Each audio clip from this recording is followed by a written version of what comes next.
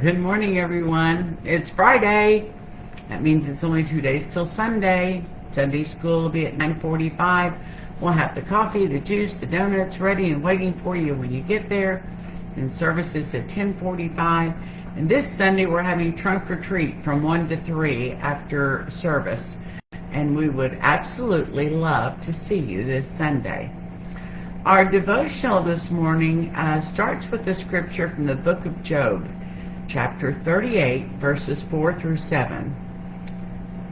Where were you when I made the earth's foundation?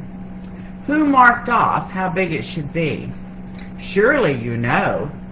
Who stretched a ruler across it? What were the earth's foundations set on? Or who put its cornerstone in place while the morning stars sang together and all the angels shouted with joy? The title of today's devotional is Reverence. It reads, when God speaks to Job, he floods the sky with queries, and Job cannot help but get the point. Only God defines God. You've got to know the alphabet before you can read. And God tells Job, you don't even know the ABCs of heaven, much less the vocabulary. For the first time, Job is quiet. The Father's implication is clear. As soon as you are able to handle these simple matters of storing stars and stretching the neck of the ostrich, then we'll have a talk about pain and suffering. But until then, we can do without your commentary. Does Job get the message? I think so. Listen to his response. I am not worthy. I cannot answer you anything. So I will put my hand over my mouth. Job 40, verse 4. Notice the change. Before he heard God, Job couldn't speak enough. After he heard God, he couldn't speak at all. Silence was the only proper response. The word for such moments is reverence. Now, I smiled all the way through this one this morning because I got this visual image, as I oftentimes do. We all know somebody, somebody who's loud and boisterous and they'll say, well, if you ask me, and you just want to look at them and say, but I didn't. I didn't ask you. I don't have to know your opinion on everything. I don't have to know that you would do it differently. I'm doing it the way I know how to do it, and it's worked in the past. So let me do it. And if it doesn't, then you can say something. I got a mental image of God being the same way with us. Of us, all the time standing around questioning things and wondering why God hasn't moved on a certain, topic in the manner that we think he should, or in the timeline that we think he should. And it's like we're standing there saying, all of us looking up to heaven saying, well, if you ask me, and God's saying, but I didn't. God knows what he's doing. He created the universe. He can certainly manage it. He created each and every one of us. He knows what we need before we need it. He knows what we're thinking before we think it. He certainly knows what we're going to say before we say it. And I think oftentimes, God is like, well, if you won't put your hand over your mouth, I will. Because we just want and want and want what God can obviously provide, but it might not be in our time. It might not be in our method or in our manner or the way we thought it should be. I can't remember a time in my life when I've ever been able to look up and say, God, I told you to do it my way.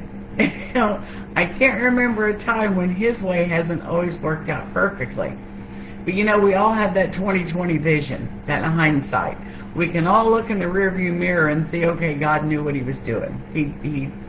I didn't even think about something that, we can have something that we're taking to God, and for us, it's this box. It's this box of stuff that we need handled.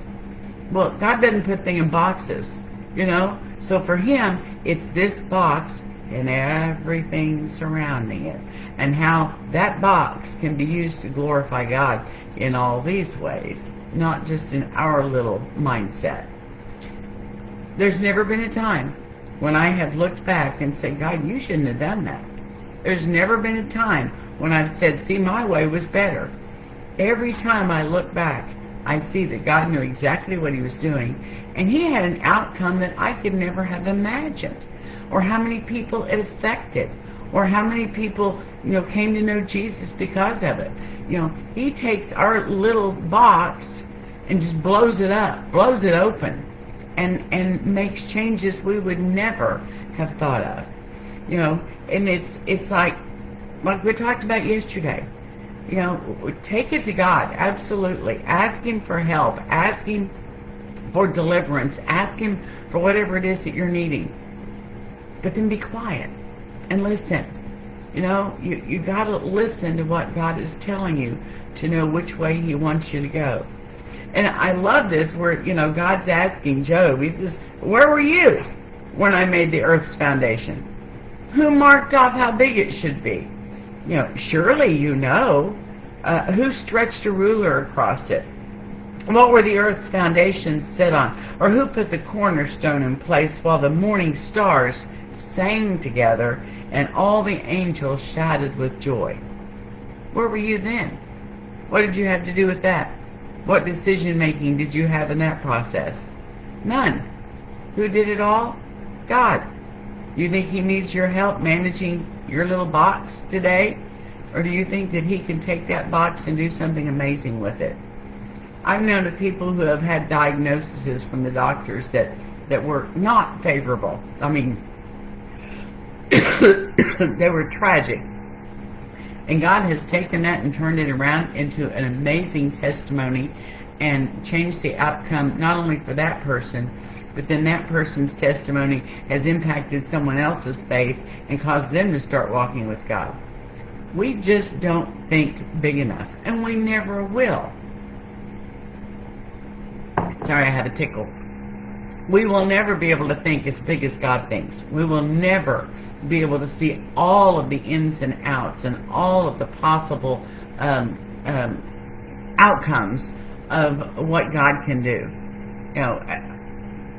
And when God speaks to Job, he asks him questions. And then Job finally gets quiet. And he comes back and he says, I am not worthy. I cannot answer you anything, so I will put my hand over my mouth. Sometimes that's what we need to do. We need to put our hand over our mouth. We need to clamp our lips closed so tight that you can't pry them open. I want y'all to think for just a minute about your 2-year-old child or your 2-year-old grandchild when you tried to give them medicine they didn't like. You couldn't pry that mouth open to get that medicine down. We need to clamp our mouth shut like a 2-year-old sometimes.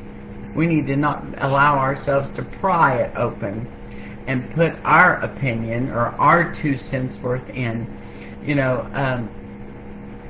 My dad used to say, well, I don't know if you want my opinion or not, or you didn't ask for my opinion, but that was your cue that he was about to tell you his opinion whether you wanted it or not. And we all do the same. And we do it not just with each other, but we do it with God. We may not come out and say it in that way, but we do it with God. We've already got a plan of how he needs to act and react and what he needs to do to fix our box. Let him handle it. He created it. He created everything. Let God handle it. I pray y'all have a wonderfully blessed day today and a fantastic weekend, and I hope I get to see you on Sunday. We're supposed to have movie night tonight, but it's still up in the air because we're also supposed to have some storms roll in. So we're going to wait just a little bit longer and see what the forecast is. I don't want anybody getting out in bad weather and in hail or, anything that could turn severe. So we'll let everybody know by noon. Check Facebook and see what it says. I love you all dearly. I'll talk to you again soon. Bye-bye.